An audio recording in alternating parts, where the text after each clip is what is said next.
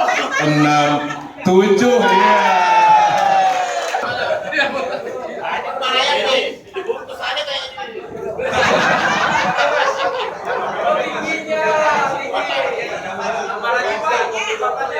Iya, iya. Makanya suratnya udah dapat kan? Iya. Iya, itulah. Wes,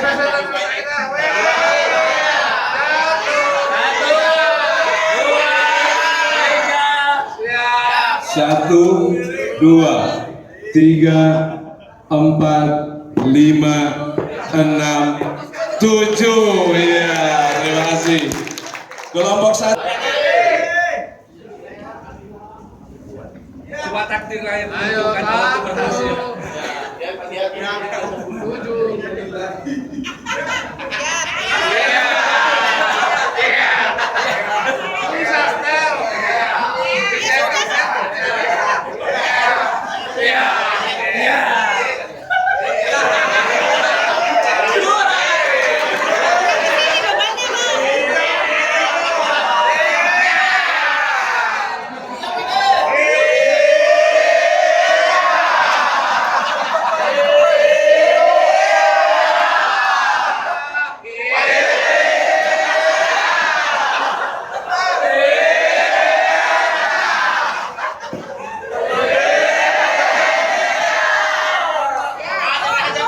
Satu, dua, tiga, 4, 5, 6, 7. Luar biasa upayanya.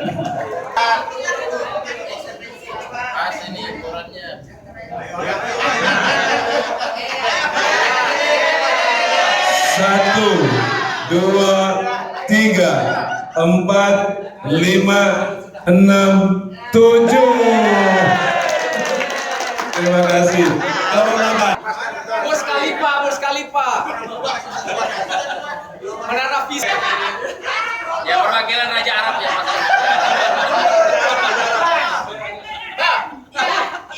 Iya. Ada semut kan? Iya. Awan lu. Iya.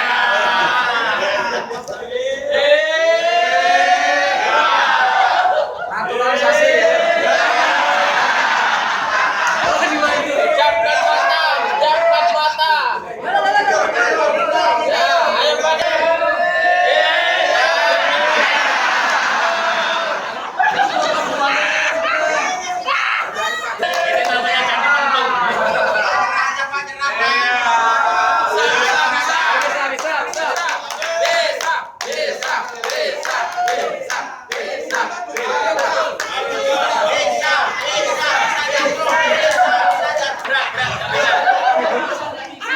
Persiapan kelompok 3.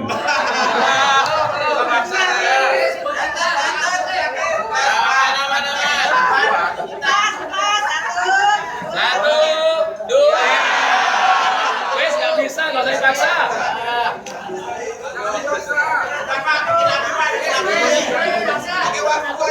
Kasih 1 jam lagi.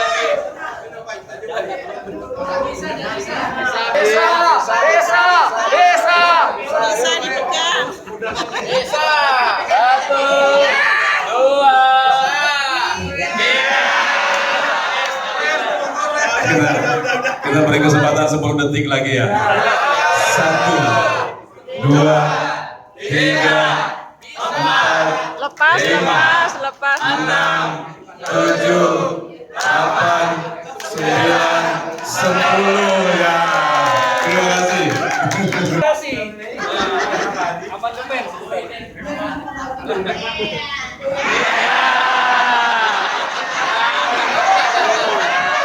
Di bawah aja.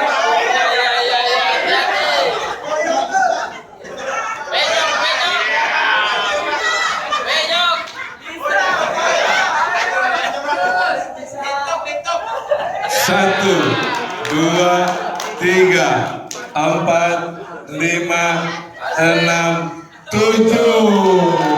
Iya, terima kasih. Menahan karena ada yang berkorban, dia sudah melipat, gitu kan? Ya. Tadi yang ini agak juga terseok-seok untuk menahan bebannya, yang ini juga agak terseok-seok. Kira-kira kalau misalnya supaya lebih mantap lagi dia bisa menahan beban, kira-kira apa yang harus ditambahkan? Penyangga tengah. Ya. Jadi ibu dan sekalian, kalau misalnya ini ditambah lagi ke sini, itu pasti akan lebih kokoh. Nah, ini kalau kita diindikan kepada tulisan kita nantinya, kepada tulisan ibu dan bapak sekalian untuk naskah kelompok, itu adalah data yang valid, gitu kan? Jadi tidak sumber data ini yang bisa dipercaya. Itu untuk memperkokoh naskah di